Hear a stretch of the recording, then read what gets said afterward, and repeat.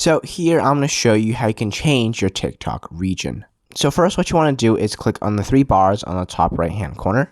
And then now at the very bottom it says settings and privacy. You want to click on that. Once you're in settings and privacy, you want to scroll down the content and display section. And then now you want to look for the toggle that says language. I'm going to click on language.